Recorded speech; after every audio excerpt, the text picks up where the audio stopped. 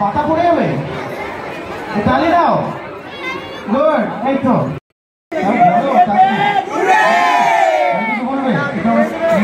ঠিক আছে।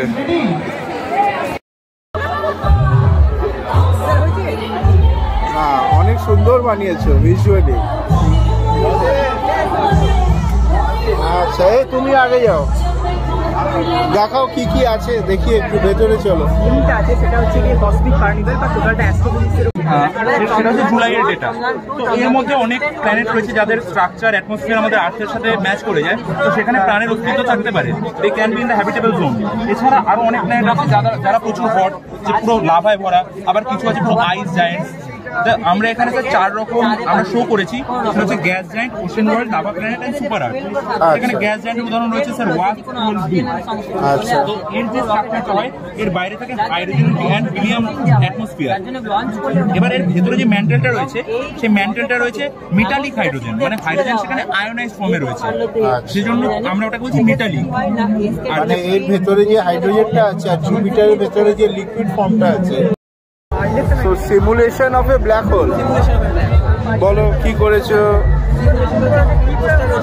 ও ইয়েস, আসল ছবি নেওয়াটা হয়েছে ব্ল্যাক হোল মেসিয়ার 87 M87 এই সেন্টারে যেটা হচ্ছে ইভেন্ট হরাইজন, যেটাকে আমরা অলসো বলি এই দেখো দেখো চারদিকে যে light rotating distribution activation disk আমরা বলছি। এবার আমরা যেটা দেখবো যখন আর লাইট যাচ্ছে তো তখন এরকম ব্ল্যাক হোল যায়, কিন্তু যদি একটা সিঙ্গেল পার্টিকেলের জন্য দেখি সেটা কিভাবে বিহেভ করছে সেটা আমরা জানি। ইন্টারঅ্যাক্ট করে যখন একটা সিঙ্গেল পার্টিকেল যাচ্ছে তখন দেখবো ফার্স্ট অর্গানিজম যে সেটা অ্যাক্সিলারেট করতে করতে আসছে, যত সেন্টার কাছে লাইটটা স্পিড পাচ্ছে, কারণ কি এর গ্র্যাভিটি অনেকটাই হাই বলে একটা যে কোনো পার্টিকেল এসে ফোটন বা যে কোনো পার্টিকেল যত তার কাছে আসছে তাকে আরো জোরে তাকে টানছে, ফলে সেটা অ্যাক্সিলারেট করতে করতে ফল হচ্ছে।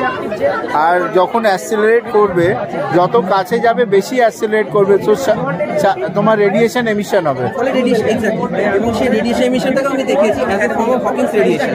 ঠিক যে মুহূর্তে পড়ছে radio telescope, this is a radio telescope. See GMRT, giant meter wave radio telescope.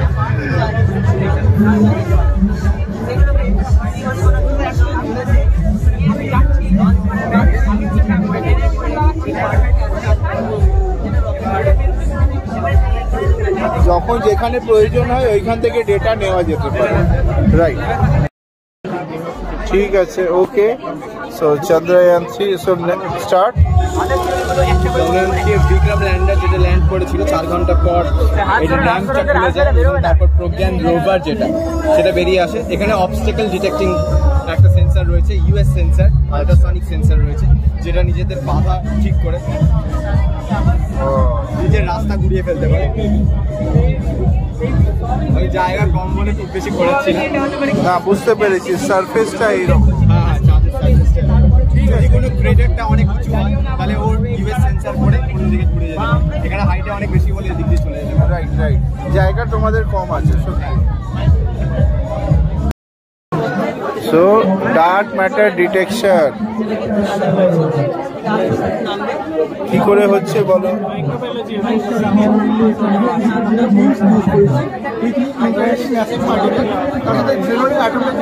সাইজে বড় 5 নম্বরের জন্য, তো উইমসের সাথে হাইপোথেটিক্যালি আমরা যেটা দেখি, শোনো শোনো, WIMP-র সাথে যখন ইন্টারঅ্যাক্ট করছে তখন যে সিন্ডিলেশনটা আলুটা পাওয়া যাচ্ছে সেটাই দেখাচ্ছে। আচ্ছা, এবার ডাইরেক্ট তো তোমার যেহেতু ইলেকট্রোম্যাগনেটিক ফোর্স মানে সে সাথে কোনো ইয়ে থাকে না, বুঝতে পেরেছি।